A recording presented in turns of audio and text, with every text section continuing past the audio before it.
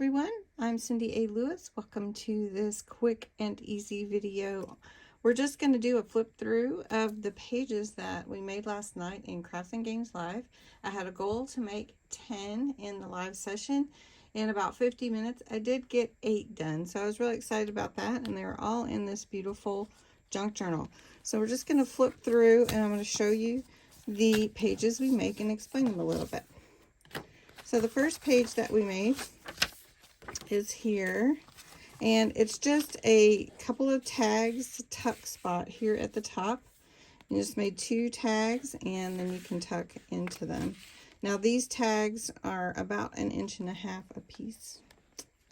Then the next page here is a couple of dual pocket 4 tags, and they're kind of small. I made them small because of the page size, and then I wanted to capture the beluga whale here, so that's that one.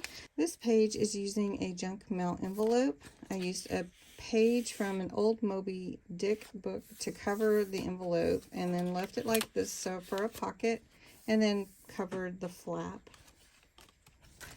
This is a fold out page and has 3 sections that you can add pockets or just pictures or even a little bit of journaling there.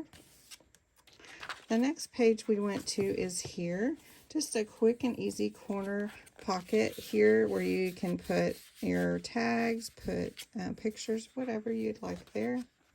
This is a full page pocket, and this is from the Moby Dick book cover, so I didn't feel like I needed to do too much there. Next, we made a belly band here. Really cute belly band there. Then we went on, I believe we've got one more, which is a double pocket. And we just made it really simple. 2 pockets, one behind each other.